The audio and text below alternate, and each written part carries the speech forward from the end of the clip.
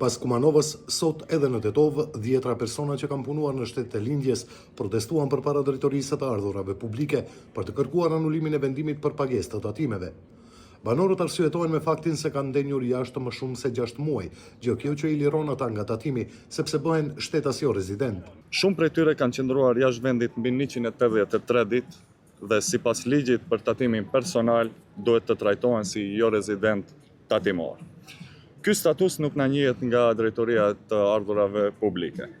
Dëshmitë për qëndrim dhe punë jashtë shtetit nuk merren plotësisht parasysh nga punonjësit e drejtorisë, kërkohet edhe formalizimi i largimit nga vendi dhe në disa raste dokument për tatime në vende me konflikte, gjë që shpesh është e pamundur të merret nga ne qytetarët. Ne nuk jemi kundër tatimeve, por kundërshtojmë ngarkesën e padrejtë dhe retroaktive. Dhe 5 vite mbrapa nuk është drejtësi. Kërkojmë siguri ligjore. Qytetarët shprehen të revoltuar, thonë se kanë punuar në zonat e luftës për të siguruar kafshatën e gojës.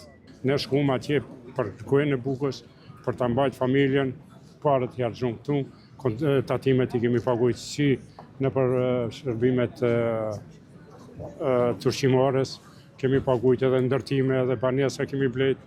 Domethënë parët janë derdh prapë në shtet. Domethënë kjo nuk është njerëzore dhe duhet shteti për këtë japë përgjigje që të na lirojnë nga këto taksë. Disa qeveritarë që i kanë pru këta ligje, të fillojmë prej të Arton Grupi, para duhet vejë Arton Grupi këtu, të përgjigjet për këta ligje që i kanë pru, edhe na të miren me na.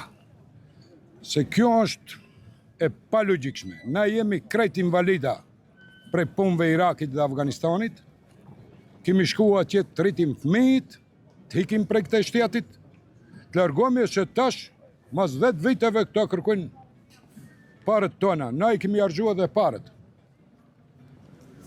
I lutëm qeverisht tash, marrën masa, ta ndryshojnë këtë ligj, se ky ligj është abnormal. Ne i drejtohemi Amerikës, që tash për qa nuk ndëgjojmë mirë, qa nuk jemi të lodhët, jemi të shkatruar krejt, na e dënojmë Amerikën, këta na dënojnë ne. Qytetarët thonë se do të vazhdojnë në rregullisht me protesta, ndërsa kërkuan edhe qytetarë të tjerë t'i bashkëngjiten kësaj nisme.